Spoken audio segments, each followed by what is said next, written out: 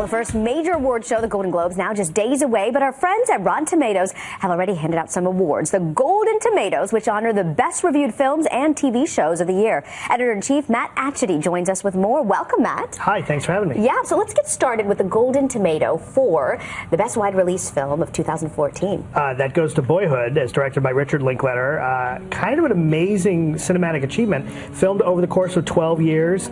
We see the actor, a young actor named Ellar Coltrane, start out at about 6 years old, and we see him kind of literally become a man right before our eyes. It tracks him for about 12 years.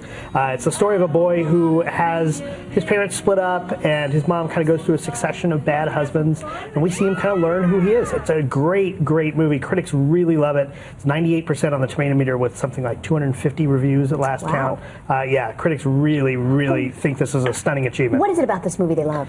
You know, not just the time it took to film it. I mean, yes, there is this kind of, you can almost call it a gimmick that it was shot over 12 years, but really it's this, it's kind of the most amazing coming of age story. We really do see this kid grow up, and it tells a story that really I think only cinema can really tell, being able to show someone grow up on screen. You see this young man become who he's going to be. And another Golden Tomato going to Selma. Selma, yeah, kind of a late addition to the awards race, and a lot of favorites, I think, for a lot of people.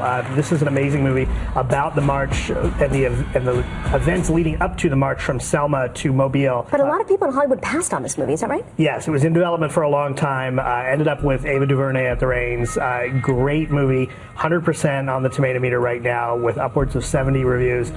This is really an amazing movie, and it's not just one of those kind of eat your vegetables movies. This is a really exciting, really enjoyable movie as well. And your pick for best animated film is the Lego Movie. Yeah. You know, I think that's going to get some love at Oscar time too. Phil Lord and Chris Miller did this great movie that who would have thought you could make a really good movie out of Legos? But it's great, super fun, and I will admit, you know, got a little dusty in the theater. I got a little bit of a tear to my eye in that movie. You got teary-eyed over a Lego animated movie? Wouldn't you? Don't you have heart? Come on. Okay, I might have to go see this one now. Oh, absolutely. Piqued my interest. And let's talk about your pick for best reviewed comedy. Best reviewed comedy, Grand Budapest Hotel, directed by Wes Anderson. Probably his most stylized film. We see a lot of influence of his earlier animated work from Fantastic Mr. Fox. Great comedic performance by Ralph Fiennes. I think opens up a new career path for him. Critics loved this one. Very funny, very enjoyable movie. What are your big surprises at the Golden Globes, you think, this year? What are you predicting? I remember one year Slumdog Millionaire was a big takeaway, right? Yeah, I think that you know, this may not be a huge surprise. I think that we're going to see a Golden Globe for Jennifer Aniston this year. Really? Yeah, I think so. I wouldn't be too terribly surprised. I think that that's going to happen. You know, you can kind of make some predictions based on who they think is going to attend, and we didn't see any nominations for Angelina Jolie this year, and I'm sure that the Hollywood Foreign Press doesn't want to have both Angelina Jolie and Jennifer Aniston at the same show. That might get a little awkward. So I didn't know they put those things into calculation.